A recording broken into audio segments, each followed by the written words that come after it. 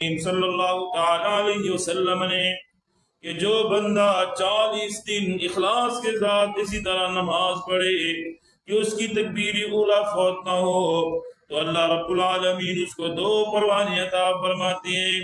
مسجد میں آ جائے، اتل ما اوحی الیک من الکتاب واقم الصلاۃ ان الصلاۃ تنہی عن الفحشاء والمنکر وَلَذِكْرُ اللَّهِ أَكْبَرُ وَاللَّهُ يَعْلَمُ مَا تَصْنَعُونَ۔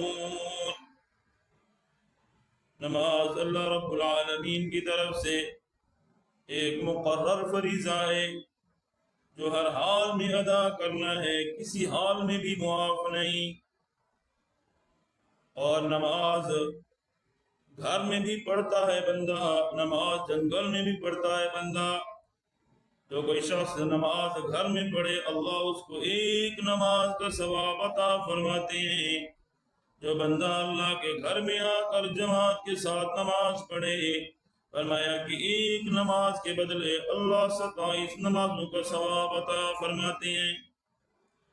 حضرت عبداللہ ابن مسعود رضی اللہ تعالیٰ عنہ ارشاد فرماتے ہیں کہ جو شخص یہ چاہے کہ کل قیامت کے دن اللہ جل شانہ کی بارگاہ میں مسلمان بن کر حاضر ہو، وہ ان نمازوں کو ایسی جگہ ادا کرنے کا اہتمام کرے، یعنی جہاں اذان ہوتی ہو، یعنی مسجدوں میں جماعت کے ساتھ نماز پڑھے۔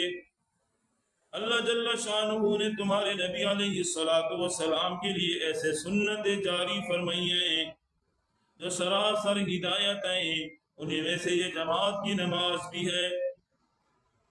تو نماز کو اللہ کے گھر میں ادا کرنا ہے۔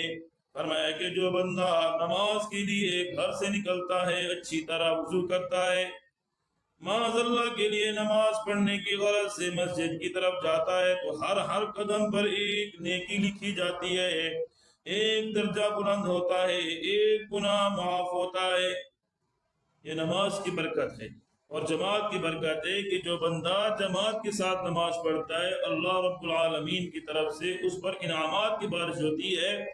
ایک دوسری حدیث میں اللہ کے محبوب صلی اللہ علیہ وسلم نے جو لوگ نماز جماعت کے ساتھ پڑھتے ہیں ان کے لیے بشارت فرمائی، بہت عظیم الشان خوشخبری سنائی اللہ کے محبوب نے۔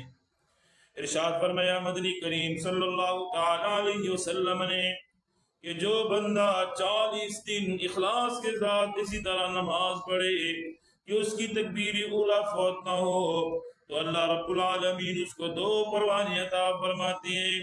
مسجد میں آ جائے، نماز کھڑی ہو، امام اللہ اکبر کرے تو یہ بھی ساتھ اللہ اکبر کرے، فجر کی نماز امام کے ساتھ، ظہر کی نماز امام کے ساتھ، اسی طرح عصر کی نماز امام کے ساتھ، مغرب اور عشاء کی نماز امام کے ساتھ، 1 دن 2 دن فرمایا صرف 40 دن پابندی کر لے، اللہ اس کو 2 پروانے عطا فرمائیں گے۔ پہلا پروانہ اس کو یہ ملے گا کہ جہنم اس کے اوپر حرام کر دی جائے گی، اور دوسرا پروانہ جو ملے گا یہ منافق نہیں ہوگا، منافقت سے بری ہوگا، جب مرے گا تو مومن بن کر مرے گا، منافق بن کر نہیں مرے گا۔